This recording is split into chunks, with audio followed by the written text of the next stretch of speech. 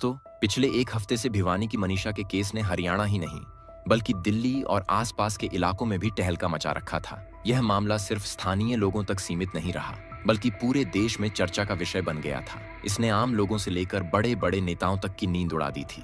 लोग लगातार सवाल उठा रहे थे कि आखिर मनीषा के साथ ऐसा क्या हुआ और जिम्मेदार कौन है। हर तरफ यही चर्चाएं हो रही थीं कि क्या पुलिस समय पर सही कदम उठा रही है या इसमें कोई चूक हुई है। इस पूरे प्रकरण ने सोशल मीडिया और मीडिया चैनलों पर भी आग लगा दी थी और लोग लगातार अपनी नाराजगी जाहिर कर रहे थे। इसी बीच पुलिस पर इतना भारी दबाव बनाया गया कि उन्होंने अपनी पूरी ताकत लगा दी और हर एक सुराग पर नजर रखनी शुरू कर दी। 100% फोकस के बाद आखिरकार मामले में बड़ी सफलता मिली और अब हाल ही में खबर आई है कि मनीषा के दोषियों का पता चल चुका है और पुलिस 24 घंटे के अंदर उन्हें गिरफ्तार करके आम लोगों के सामने पेश करने वाली है। जी हाँ, अब सवाल ये उठता है कि आखिर कौन हैं ये लोग और उन्होंने मनीषा के साथ ऐसा क्यों किया। इस सवाल का जवाब जानने के लिए बने रहिए हमारे साथ पूरे वीडियो के अंत तक। लेकिन इससे पहले कि हम आगे बढ़े, चलिए हम थोड़ी विस्तार से इस केस का बैकग्राउंड समझते हैं ताकि आप पूरी कहानी के हर पहलू को अच्छे से समझ सकें और जान सकें कि क्यों यह मामला पूरे हरियाणा में और दिल्ली में चर्चा का केंद्र बन गया था। दोस्तों, भिवानी की इस कहानी की शुरुआत उस दिन से होती है जब 19 साल की मनीषा अपने रोजाना के काम पर निकली थी। वह अपने गांव से स्कूल जाती थी, पढ़ाती थी और फिर घर लौट आती थी। वह एक मेहनती और होशियार लड़की थी जिसे अपने परिवार से बहुत लगाव था। हर कोई उसे एक जिम्मेदार और भरोसेमंद इंसान मानता था। उसके दिन की शुरुआत हमेशा कुछ खास होती थी। सुबह सूरज की हल्की रोशनी के साथ उठकर मनीषा अपने छोटे से गांव के रास्तों से गुजरती और स्कूल पहुंचकर बच्चों को पढ़ाने में व्यस्त हो जाती। उसके चेहरे पर हमेशा मुस्कान रहती और बच्चों के साथ उसका व्यवहार बहुत प्यार भरा था। लेकिन 11 अगस्त की तारीख उसके लिए और उसके परिवार के लिए ऐसी तारीख बन गई जिसे सुनकर पूरा इलाका हिल गया था। उस दिन मनीषा सुबह अपने प्ले स्कूल पढ़ाने पहुंची और हमेशा की तरह बच्चों को पढ़ाया। लेकिन दोपहर के बाद वह नर्सिंग के एडमिशन के लिए अपने कॉलेज की तरफ निकल गई और उसके बाद वह अपने घर नहीं लौटी और यहीं से एक सिलसिला शुरू हुआ, सवालों का, आरोपों का और इंतजार का। 11 अगस्त को जब मनीषा अपने घर नहीं लौटी तो परिवार को सबसे पहले यह उम्मीद थी कि शायद वह अपने किसी दोस्त या परिचित के घर गई होगी और थोड़ी देर में वापस लौट आएगी। लेकिन जब शाम तक कोई खबर नहीं आई तो माता पिता परेशान हो गए। उन्होंने अपने घर और आसपास के क्षेत्र में उसे ढूंढने की कोशिश की, लेकिन कोई भी सुराग नहीं मिला।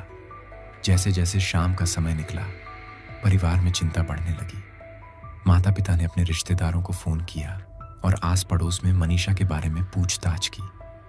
उन्होंने हर उस स्थान पर जाने की कोशिश की जहां मनीषा अक्सर जाती थी, लेकिन कहीं भी कोई ठोस जानकारी नहीं मिली। परिवार ने पड़ोसियों से भी पूछताछ की और आसपास के दुकानदारों से उसके बारे में पूछा, लेकिन कोई भी उसकी लोकेशन के बारे में नहीं बता सका। जैसे ही रात का समय हुआ, माता पिता की चिंता चरम पर पहुंच गई और उन्होंने आखिरकार पुलिस से संपर्क करने का निर्णय लिया। परिवार पुलिस के पास गया और बेटी के गायब होने की रिपोर्ट दर्ज कराने की मांग की। लेकिन यहां से एक नया विवाद शुरू हुआ। परिवार का कहना था कि पुलिस ने शुरुआत में उनकी बात को गंभीरता से नहीं लिया। उन्हें यह कहकर टाल दिया गया कि लड़की खुद कहीं चली गई होगी या किसी रिश्तेदार के पास गई होगी और 2 दिन में लौट आएगी। इस रवैये से परिवार और ज्यादा चिंतित हो गया। हर कोई बेचैनी में था और घर के सदस्य बार बार एक दूसरे से पूछ रहे थे कि मनीषा कहाँ होगी। हर कोई रात को नींद नहीं ले पा रहा था और दिन भर तनाव में घिरा रहता था। गांव के लोग भी धीरे धीरे इकट्ठा होने लगे और हर कोई अपने अपने अंदाज में सोचने लगा कि यह मामला साधारण गुमशुदगी का नहीं है। लोग चर्चाओं में जुट गए और हर कोई अनुमान लगाने लगा कि आखिर मनीषा के साथ क्या हुआ होगा। हर किसी के मन में डर बैठ गया और कुछ लोग तो डर के मारे अपनी दिनचर्या भी सही तरह से नहीं निभा पा रहे थे। लेकिन पुलिस का रुख अलग था। ऐसा लग रहा था जैसे वे इस मामले को हल्के में ले रहे हों और उन्हें इस बात की परवाह ही नहीं थी कि परिवार और गांव के लोग कितना परेशान हैं। समय गुजरता गया, परिवार की बेचैनी बढ़ती गई, लेकिन पुलिस की तरफ से कोई ठोस कदम उठता दिखाई नहीं दिया। यह लापरवाही बाद में बड़ा मुद्दा बन गई, जिसने पुलिस पर सवालों की झड़ी लगा दी। हालांकि गांव वालों के काफी प्रेशर के बाद पुलिस ने तलाशी अभियान शुरू किया और आसपास के नहर, खेत, जंगल, हर जगह सर्च ऑपरेशन चलाया, लेकिन 2 दिन तक मनीषा का कोई पता नहीं चला। इस दौरान गांव में डर और बेचैनी फैल गई थी। लोग चिंतित थे और सोशल मीडिया पर भी ये मामला तेजी से वायरल होने लगा। इसी बीच 13 अगस्त की सुबह मनीषा की बॉडी सिंघानी नहर के पास बाजरे के खेत में बरामद हुआ। बॉडी मिलते ही पूरे गांव में हड़कंप मच गया और लोग दंग रह गए, क्योंकि जिस दृश्य का सामना उन्हें करना पड़ा वह किसी भी सामान्य इंसान की सोच से परे था। बॉडी की हालत इतनी भयावह और भयानक थी कि उसे देखकर किसी की भी रूह कांप सकती थी। मनीषा के शरीर पर ऐसे कई निशान थे जो सीधे तौर पर अत्यधिक क्रूरता और निर्दयता की कहानी बता रहे थे। उसके चेहरे पर भी हमला के स्पष्ट निशान थे और पूरे शरीर पर गहरे कट और घाव दिखाई दे रहे थे, जिससे यह साफ हो रहा था कि उसे बहुत ही क्रूरता का शिकार होना पड़ा। उसे देख पूरे गांव में लोग डर और सहम के बीच फंसे हुए थे और किसी को भी यह विश्वास नहीं हो रहा था कि कोई इंसान इतनी निर्दयता दिखा सकता है। स्थानीय पुलिस और फॉरेंसिक टीम तुरंत मौके पर पहुंची और उन्होंने पूरे इलाके को सील कर दिया। पुलिस ने उसके बॉडी को सुरक्षित किया और पोस्टमार्टम के लिए भेजा, सच्चाई सामने आ सके। पोस्टमार्टम रिपोर्ट में बताया गया कि गर्दन पर 29.5 सेंटीमीटर लंबा और 16 सेंटीमीटर चौड़ा गहरा घाव था, जो जानलेवा साबित हुआ। इसके अलावा शरीर के अन्य हिस्सों पर भी कई घाव और चोटें थीं, जो सीधे तौर पर शारीरिक अत्याचार और हमला दर्शा रहे थे। मनीषा के बॉडी का पोस्टमार्टम 2 बार किया गया और कुल 10 तरह के सैंपल जांच के लिए सुरक्षित किए गए थे, जिसमें डीएनए, वजाइनल स्वैब और अंडरगारमेंट्स शामिल थे। पोस्टमार्टम रिपोर्ट सार्वजनिक होने के बाद पूरे भिवानी में आक्रोश फैल गया। लोग गुस्से में फूट पड़े और आरोपियों की तुरंत गिरफ्तारी की मांग करने लगे। ग्रामीणों और परिजनों ने कहा कि न्याय की राह में कोई भी समझौता नहीं होगा और दोषियों को किसी भी हालत में बख्शा नहीं जाना चाहिए। भिवानी एसपी मनबीर सिंह समेत 10 पुलिसकर्मियों पर कार्रवाई हुई थी, लेकिन ग्रामीणों का गुस्सा कम नहीं हुआ। उन्होंने आरोप लगाया कि पुलिस ने मामले को दबाने की कोशिश की और दोषियों को बचाने की दिशा में काम किया, जिसके कारण लोग और अधिक नाराज हो गए। प्रदर्शनकारी सड़कों पर उतर आए और जाम लगाना शुरू कर दिया।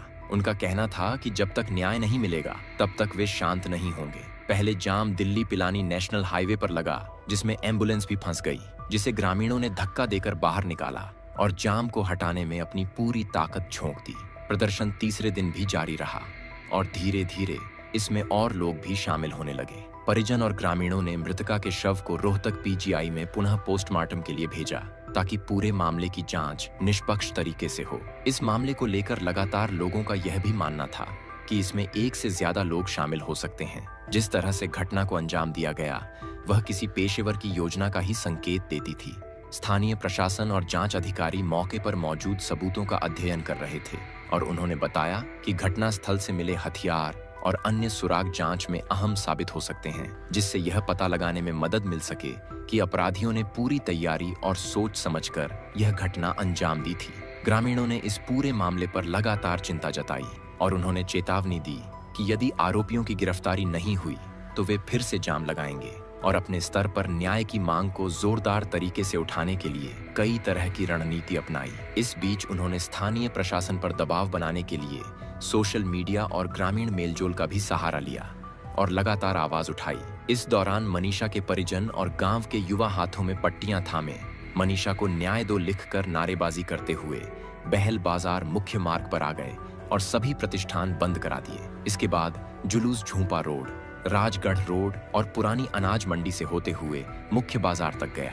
पुलिस और प्रदर्शनकारियों के बीच कई बार मान मनौवल हुआ और दोनों पक्षों ने कई बार स्थिति को संभालने की कोशिश की। थाना प्रभारी जय भगवान खुद मोर्चा संभालते हुए हर संभव प्रयास कर रहे थे कि किसी तरह का तनाव नहीं बढ़े और हालात शांत बनी रहे। उन्होंने प्रदर्शनकारियों से बातचीत की और उन्हें समझाने का प्रयास किया कि जांच पूरी होने तक धैर्य बनाए रखना जरूरी है, लेकिन ग्रामीणों और युवा गुस्से में थे और न्याय की मांग को लेकर अपने आंदोलन से पीछे हटने को तैयार नहीं थे। दोपहर बाद प्रदर्शनकारी फिर से ऑटो मार्केट लौट आए और वहां अपनी उपस्थिति दर्ज कराई। उन्होंने अपने हाथों में बैनर और पट्टियां लेकर जोरदार नारेबाजी की ताकि प्रशासन पर दबाव बढ़े और उनकी मांगें सुनी जाएं। शाम 6 बजे गोपालवास चौक से सिधनवा तक कैंडल मार्च निकालते हुए मनीषा को न्याय दिलाने की मांग की। कैंडल मार्च में शामिल लोगों ने कहा कि दोषियों को कड़ी से कड़ी सजा दी जाए ताकि भविष्य में कोई इस तरह की वारदात करने का साहस न करे। गांव रोड़ा और खंडवा में भी युवा और ग्रामीणों ने गहरी नाराजगी जताते हुए कैंडल मार्च निकाला और पूरे क्षेत्र में अपने विरोध का इजहार किया। शहीद स्मारक पर बड़ी संख्या में युवा इकट्ठा हुए और उन्होंने जोर देकर कहा कि दोषियों को कड़ी सजा दी जाए ताकि न्याय का सुनिश्चित हो सके। इस दौरान शहीद भक्त सिंह क्लब के प्रधान Sandeep Panghal, ICS coaching centre के मंजीत सिंह भागू, पंधाल अमित, सोनी, सुशील और अन्य लोगों ने मिलकर प्रदर्शन में हिस्सा लिया और उन्होंने अपने विचार साझा किए। मार्च में शामिल लोगों ने पूरे कस्बे में नारेबाजी की और हर गली चौक पर अपनी मांग को जोरदार तरीके से रखा। हर दिन नई भीड़ जुड़ रही है और सरकार पर दबाव बढ़ रहा है। अधिकारियों का कहना है कि वे हर संभव कोशिश कर रहे हैं, लेकिन अभी तक कोई ठोस सुराग हाथ नहीं लगा है। पूरे इलाके में एक डर और चिंता की लहर फैल गई थी और लोगों ने यह भी चेतावनी दी कि यदि दोषियों को जल्दी नहीं पकड़ा गया तो और बड़े आंदोलन की शुरुआत होगी। इसी बीच जब मनीषा की तीसरे पोस्टमार्टम रिपोर्ट सामने आई तो इस केस ने पूरी तरह एक नई और पूरी तरह अलग दिशा ले ली। अब तक आम धारणा यही थी कि मनीषा के साथ कुछ बाहरी घटना हुई है या किसी ने उसके साथ कुछ गलत किया है, लेकिन इस ताजा पोस्टमार्टम रिपोर्ट में जो तथ्य सामने आए उन्होंने सबकी सोच ही बदल दी। रिपोर्ट में साफ लिखा गया कि मनीषा के शरीर में कीटनाशक दवा मिली है और इसके आधार पर यह माना जा रहा है कि उसने संभवतः खुद इसका सेवन किया था। इसके अलावा उसके शरीर पर जो चोट के निशान पाए गए उन्हें शायद किसी जंगली जानवर की गतिविधियों से हुए माना गया और इस बात को भी रिपोर्ट में विशेष रूप से उल्लेख किया गया कि उसके साथ किसी प्रकार का गलत व्यवहार या कोई बाहरी दबाव नहीं था और यह पूरी तरह से उसके स्वभाव और परिस्थितियों से जुड़े हुए थे।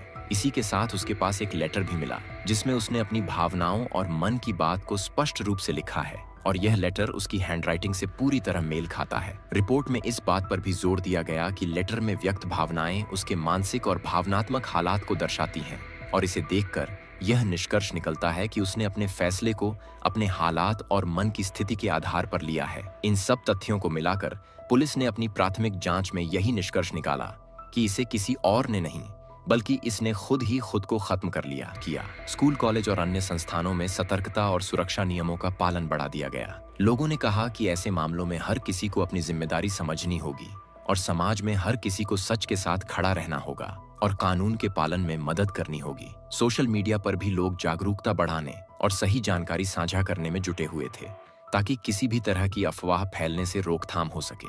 पुलिस ने कहा कि संदिग्धों की निगरानी बढ़ा दी गई है और जल्द ही सभी तथ्यों की जांच के बाद निष्पक्ष कार्रवाई की जाएगी। उन्होंने कहा कि किसी भी दबाव या अफवाह से जांच प्रभावित नहीं होगी और दोषियों को सजा दिलाई जाएगी। इस बयान से इलाके में लोगों में थोड़ी राहत आई, लेकिन वे लगातार न्याय की प्रतीक्षा में हैं। हालांकि मनीषा केस ने पूरे हरियाणा में कानून और व्यवस्था के महत्व को उजागर किया और लोगों को यह सिखाया कि अपराध और न्याय के बीच सतर्क रहना कितना जरूरी है। ग्रामीण और युवा लगातार आंदोलन कर रहे थे और न्याय की मांग करते हुए सड़क पर उतर रहे थे। उन्होंने कहा कि दोषियों को कड़ी सजा मिलनी चाहिए ताकि भविष्य में कोई भी इस तरह की वारदात करने की हिम्मत न करे। इस घटना ने समाज को झकझोर दिया और लोगों में एक नया जज्बा पैदा किया, जिससे हर व्यक्ति ने यह महसूस किया कि समाज में होने वाले अन्याय और अत्याचार के खिलाफ आवाज उठाना जरूरी है। लोग लगातार सोशल मीडिया और स्थानीय संगठनों के माध्यम से जागरूकता फैलाने लगे और अपने अनुभव और विचार साझा कर रहे थे ताकि भविष्य में ऐसे हालात ना बने। प्रशासन भी लगातार दबाव के चलते सक्रिय हुआ और विभिन्न टीमों को लगाकर मामले की गहन जांच की गई। साथ ही लोगों ने अपने समर्थन और सहयोग से यह सुनिश्चित किया कि न्याय की प्रक्रिया में कोई बाधा न आए। स्कूल, कॉलेज और स्थानीय समुदायों में इस विषय पर चर्चाएं शुरू हो गईं और लोगों ने एकजुट होकर यह ठाना कि किसी भी तरह की अनुचित घटना को नजरअंदाज नहीं किया जाएगा। मीडिया ने भी इस मुद्दे को लगातार उजागर किया और नागरिकों को घटनाओं के प्रति सचेत रहने की प्रेरणा दी, जिससे पूरे राज्य में जागरूकता और संवेदनशीलता बढ़ी। इस मामले ने यह साबित किया कि जनता की सक्रियता और सतर्कता न्याय की प्रक्रिया को मजबूत बना सकती है और समाज में सही दिशा में बदलाव ला सकती है। इस मामले का असर आने वाले समय तक पूरे इलाके में बना रहेगा। तो दोस्तों, अब हम आपसे सीधे पूछना चाहते हैं, आपको क्या लगता है, क्या सच में मनीषा के इस हालत के पीछे किसी और का हाथ है या फिर सच में मनीषा ने खुदकुशी ही थी? आपका इस केस को लेकर क्या राय है? आप अपनी राय नीचे कमेंट में जरूर बताएं। और हाँ, वीडियो अगर आपको पसंद आया हो तो इसे लाइक करें, अपने दोस्तों और परिवार के साथ शेयर करें और हमारे चैनल को सब्सक्राइब करना बिल्कुल ना भूलें ताकि आप हर नई अपडेट सबसे पहले देख सकें। बेल आइकन भी दबाएं ताकि कोई अपडेट मिस ना हो।